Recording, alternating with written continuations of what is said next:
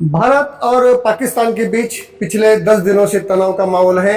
लोग सोच में पड़ गए हैं कि अभी तक कुछ बड़ा क्यों नहीं हो रहा है। ज्यादातर लोगों का मानना है कि युद्ध होना चाहिए और पाकिस्तान को एक ऐसा सबक सिखाना चाहिए कि वो फिर कभी भारत से टकराने की जरूरत ना करे। देखिए, किसी देश को बर्बाद करना है तो डायरेक्ट वॉर करने से पहले बहुत सारे ऑप्शंस ट्राई किए जाते हैं, जिससे सामने वाला देश कंगाल होने की कगार पर आ जाता है। और ये इम्पैक्ट इतना गहरा होता है कि युद्ध की जरूरत ही नहीं पड़ती। सांप भी मर जाए और लाठी भी ना टूटे, इस तरह का। लेकिन हो सकता है कि पाकिस्तान इसका अपवाद हो, क्योंकि पाकिस्तान कुत्ते की दुम की तरह है जो कभी भी सीधी नहीं हो सकती। शायद युद्ध ही इसका उपचार है। देखिए, युद्ध करना कोई बच्चों का खेल नहीं होता। युद्ध करने से पहले कई तरह की तैयारियां करनी पड़ती हैं, कई तरह की संभावनाओं की तलाश करके उसका सामना करने के तरीके ढूंढने पड़ते हैं। और जिनको ऐसा लगता है कि युद्ध होना चाहिए, उनकी भावना की हम कदर करते हैं, उनकी भावनाओं की कदर करनी चाहिए। लेकिन युद्ध करना इतना आसान नहीं होता जितना कि हम सोचते हैं, समझते हैं। ऐसा नहीं कि सुबह उठे और मन में आए कि चलो आज पाकिस्तान के साथ युद्ध करते हैं और निकल पड़े, तो ऐसा नहीं होता भाई। हम भावनाओं से सोचते हैं, लेकिन हमारी सरकार को, हमारी सेना को प्रैक्टिकली सोचना पड़ता है, पहली बात। दूसरी बात, कल अगर पता चले आपको या हमें कि युद्ध शुरू हुआ है, तो हम लोग पहले क्या करेंगे? पहले हम बाजार जाएंगे, 2-3 महीने का राशन एक साथ भरेंगे, फ्रीज सब्जियों से लबालब भर कर रखेंगे, जरूरी चीजों का पेट्रोल डीजल का स्टॉक करके रखेंगे, है ना। लेकिन सरकार को इससे आगे जाकर सोचना पड़ता है। तो आज की वीडियो में हम इसी मुद्दे पर चर्चा करेंगे, बात करेंगे कि भारत को युद्ध अगर करना है तो उससे पहले क्या क्या तैयारी करनी पड़ेगी, सरकार की स्ट्रैटेजी क्या होगी। नमस्कार दोस्तों, वंदे मातरम, जय हिंद। देखिए, युद्ध किसी भी समस्या का हल नहीं है। दोनों देशों के बीच अगर कोई मतभेद है, कोई कॉन्ट्रडिक्शंस है, तो पहला स्टेप ये होना चाहिए या ये होता है कि उसे बातचीत से सुलझाया जाए, बायलैटरल मीटिंग से इसका हल निकाला जाए। यूक्रेन और रूस के युद्ध के दौरान नरेंद्र मोदी जी ने विश्व मंच पर कहा था कि आज हमें युद्ध की नहीं बल्कि बुद्ध की जरूरत है, यानी कि शांति की जरूरत है। लेकिन शांति रखने की भी एक मर्यादा होती है।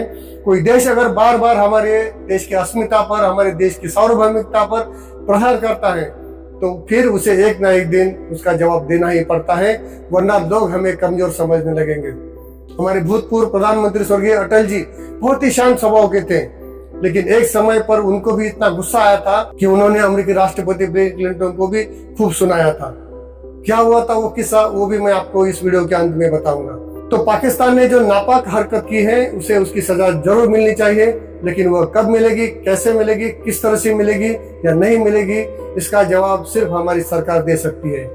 लेकिन एक बात मैं यहाँ जरूर कहना चाहूंगा कि हमारा देश गांधी का भी है और सुभाष चंद्र बोस का भी। शायद अब समय आ गया है सुभाष चंद्र बोस के रास्ते पर चलने का। हमारी गीता में लिखा है कि धर्म की रक्षा के लिए त्याग और कर्तव्य आवश्यक है। धर्म के लिए अपने परिवार से, अपने प्रियजनों से, अपने मित्रों से लड़ना पड़े तो भी लड़ना चाहिए। यहाँ तो हमारे सामने जो खड़ा है वो हमारा दुश्मन है, जो ना तो हमारे परिवार से है, ना हमारा प्रियजन है और ना ही हमारा मित्र।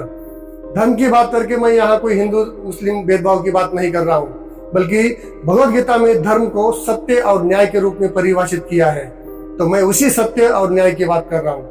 पहलगाम हमले में जिन 26 लोगों ने अपनी जान गंवाई है, उनको और उनसे भी पहले कई हमारे बेगुनाह नागरिकों ने और हमारी सेना के जवानों ने अपनी जान गंवाई है, उनको अब न्याय देने का समय आया है।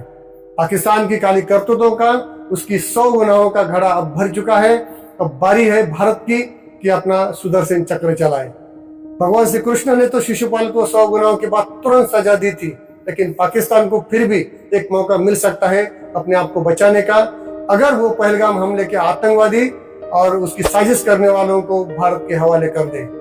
इसलिए मैंने पिछले वीडियो में कहा था कि पाकिस्तान को अगर कोई बचा सकता है तो वो सिर्फ पाकिस्तान बचा सकता है। वो वीडियो अगर आप देखना चाहते हैं तो उसकी लिंक नीचे डिस्क्रिप्शन में दी गई है, आप उस वीडियो को जरूर देख सकते हैं।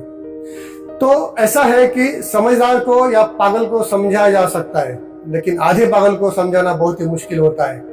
पाकिस्तान के हुक्मरान आधे पागल टाइप के लोग हैं और ये इस्लामिक कट्टरवाद के इतने अधीन हो चुके हैं, इन्हें समझ में नहीं आ रहा है कि कितनी बड़ी गलती कर दी है उन्होंने। तो अपने मूल मुद्दे पर वापस आते हैं। देखिए, प्रत्यक्ष युद्ध करने से पहले किसी देश द्वारा कई तरह के दांवपेच अपनाए जाते हैं, जिससे सामने वाला देश दबाव में आ सके।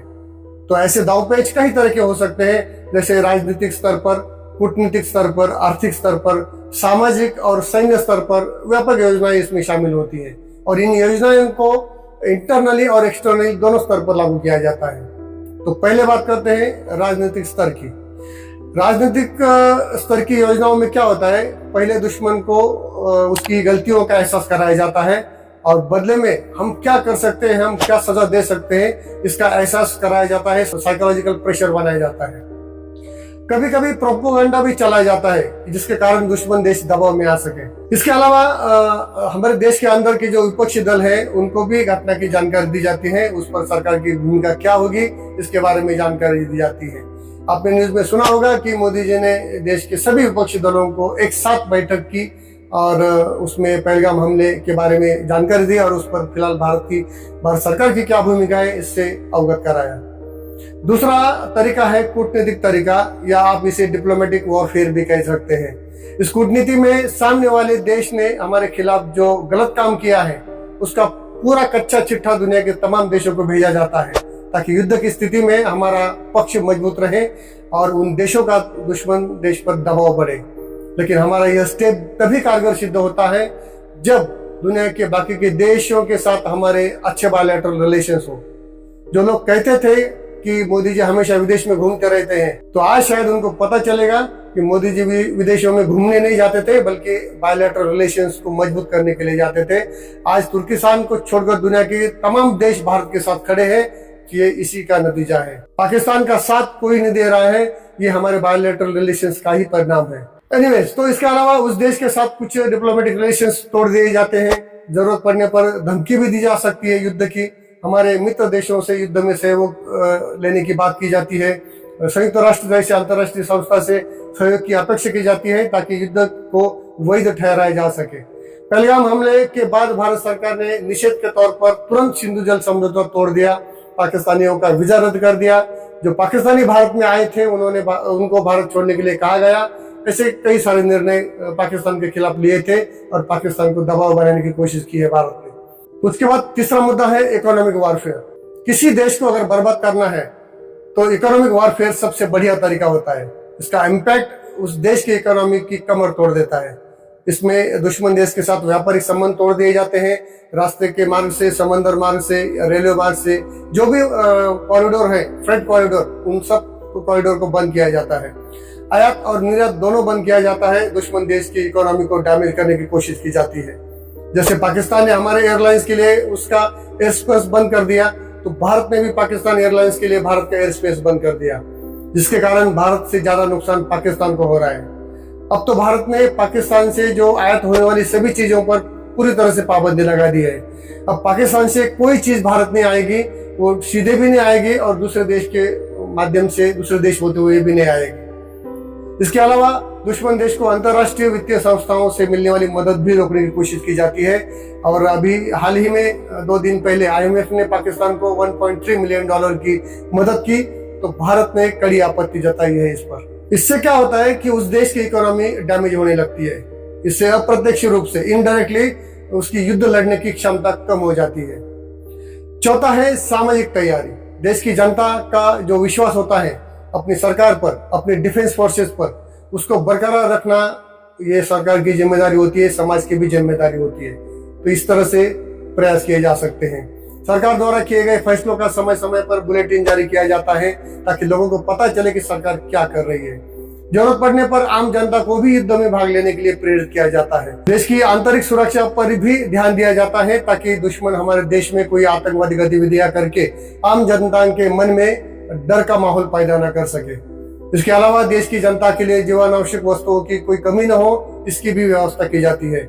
पेट्रोल डीजल की कमी से ट्रांसपोर्ट पर कोई प्रभाव न पड़े, आम लोगों की रोजमर्रा की गतिविधियों पर कोई प्रभाव न पड़े, उसका कोई असर न हो, इसके बारे में भी सोचना पड़ता है। पेट्रोलियम प्रोडक्ट जैसे कि पेट्रोल, डीजल, LPG और बाकी के पेट्रोलियम प्रोडक्ट जो जीवनावश्यक वस्तु के लिस्ट में आते हैं, तो ये हमारी लाइफलाइन है।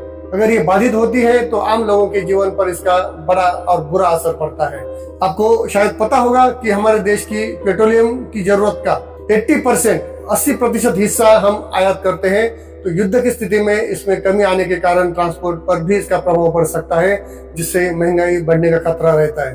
तो इस पर भी विचार किया जाता है। युद्ध के माहौल में देश की जनता के मन में कोई भय न हो, कोई कंफ्यूजन न हो, इसलिए उनका जज्बा भी बढ़ाया जाता है। युद्ध की स्थिति में आंतरिक व्यवस्था बनाए रखने के लिए भी योजना बनाई जाती है।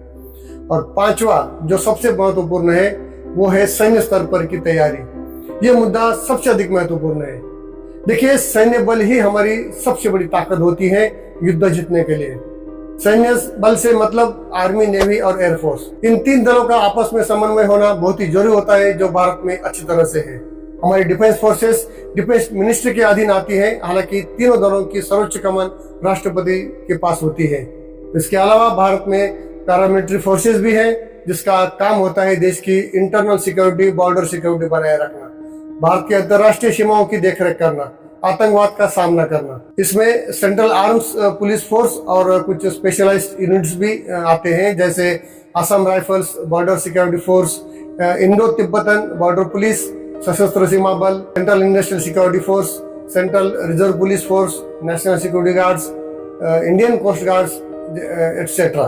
तो ये स्पेशलाइज्ड यूनिट्स भी होते हैं हमारे देश के अंदर।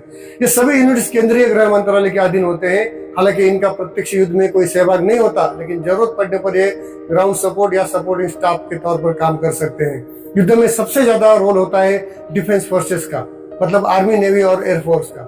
तो इनका रेगुलर युद्धाभ्यास होना भी जरूरी होता है। ये फोर्सेस सिर्फ युद्ध की स्थिति में ही नहीं, बल्कि शांति के दौर में भी साल भर अपना युद्धाभ्यास करते रहते हैं। जब युद्ध होता है तो उसमें आर्मी, नेवी और एयरफोर्स तीनों दल इन्वॉल्व हो जाते हैं। इनके पास जो हथियार होते हैं, जैसे कि फाइटर एयरक्राफ्ट हो, मिसाइल्स हो, मिसाइल्स कैरी करने वाली व्हीकल्स हो, आर्टिलरी हो, आर्म्स एंड एम्युनिशन हो, इन सब हथियारों का युद्धाभ्यास करना पड़ता है। अभी 2 दिन पहले गंगा एक्सप्रेस हाईवे पर भारत ने अपने फाइटर प्लेन उतारने की कवायद की थी। मतलब गंगा एक्सप्रेस हाईवे इस तरह से बनाया गया है कि इमरजेंसी सिचुएशन में दुश्मन देश ने अगर हमारे रनवे को नष्ट कर दिया तो हमारे प्लेन हमारे हाईवे पर भी उतारे जा सकते हैं। इस तरह की तैयारी हमने करके रखी है। इन डिफेंस फोर्सेस का साल भर का युद्धाभ्यास चलता है, इसी कारण चलता है, कभी इंडिपेंडेंट तो कभी दूसरे देशों के साथ। क्योंकि इन फोर्सेस का एक मोटो है कि युद्धाभ्यास करने में आप जितना अधिक पसीना बहाओगे, प्रत्यक्ष युद्ध में उतना ही कम खून बहेगा। दुश्मन देश के पास क्या क्या हथियार हैं, उनमें से कौन कौन से हथियारों का वो प्रयोग कर सकता है हम पर, और इससे बचने के लिए हमारे पास क्या संसाधन है, क्या, इस पर भी विचार किया जाता है। आज भारत और पाकिस्तान दोनों के पास परमाणु हथियार है। तो अगर पाकिस्तान भारत पर परमाणु हमला करता है तो उससे बचने के लिए हमारी तैयारी क्या है, इसके बारे में भी योजना बनानी पड़ती है। हालांकि हमारी योजना तैयार है, वो भी बताऊंगा आगे। आर्मी की तैयारी रियलिस्टिक सिचुएशन पर होती है, ना कि चोर सिपाही की तरह। पाकिस्तान अगर हम पर गैर पारंपरिक हथियारों का इस्तेमाल करता है, जैसे परमाणु वेपन्स, केमिकल वेपन्स या बायोलॉजिकल वेपन का, तो ऐसी सिचुएशन में उसका बचाव करने के लिए हमारे पास क्या पॉलिसी है, ये सवाल सबके मन में आता होगा। तो हमारे पास ऐसी सिचुएशन से बचने के लिए एक एनबीसी पॉलिसी है। एनबीसी का मतलब है न्यूक्लियर वॉरफेयर, बायोलॉजिकल वॉरफेयर और केमिकल वॉरफेयर। भारत ने 2003 में ही एनबीसी सिचुएशन की तैयारी शुरू कर दी थी, जब 2001 में आतंकवादियों ने भारत की अस्मिता पर, यानी कि भारतीय संसद पर हमला किया था। आज हमारा दुश्मन हमें न्यूक्लियर हमले की चेतावनी दे रहा है, तो हमारी सेना भी इसका सामना करने के लिए पूरी तरह से तैयार है। भारत पाकिस्तान के बीच आज जो माहौल है, जो मौजूदा माहौल है, उसमें परमाणु उपकरणों से लड़ाई की संभावना बहुत अधिक बढ़ गई है। इसलिए ऐसी स्थिति का सामना करने के लिए जो एनबीसी उपकरण चाहिए, वो भारत के सेना के पास पिछले 30 साल से है। मतलब आज Bharat nuclear war, biological war और केमिकल वॉर के लिए और उससे बचने के लिए पूरी तरह से तैयार है। दोस्तों, जाते जाते अटल बिहारी वाजपेयी जी का एक किस्सा मैं आपको सुनाता हूँ। जैसा कि मैंने वीडियो की शुरुआत में कहा था, जब वो प्रधानमंत्री थे तब का ये किस्सा है। 1999 में जब भारत और पाकिस्तान के बीच कारगिल का वॉर हुआ था, उस समय पाकिस्तान के प्रधानमंत्री नवाज शरीफ थे, लेकिन उनकी जानकारी के बगैर पाक सेना के जो जनरल थे, जनरल मुशर्रफ, उन्होंने कारगिल वॉर कराया था। पाकिस्तान ने हमारे पीठ में खंजर खोपा था। एक तरफ शांति की वार्ताएं चल रही थी, दूसरी तरफ कारगिल में पाकिस्तान ने हमला किया था। भारत ने उसका कड़ा जवाब दिया था और कारगिल वॉर अपने निर्णायक मोड़ पर था। भारत युद्ध जीत ही रहा था, लेकिन फिर भी अटल जी ने पाकिस्तान को कड़ा सबक सिखाने का फैसला किया था। तो घबराकर नवाज शरीफ रोते हुए अमेरिका प्रेसिडेंट बिल क्लिंटन के पास चले गए और क्लिंटन से कहा कि मुझे डर है कि पाकिस्तानी सेना कहीं भारत पर परमाणु हमला न कर दे। आप इस युद्ध को रोकने के लिए अटल जी पर दबाव डालिए। तो क्लिंटन ने तुरंत अटल जी को फोन किया और नवाज शरीफ की बातें और पाकिस्तानी सेना के मंसूबों के बारे में अटल जी को बताया।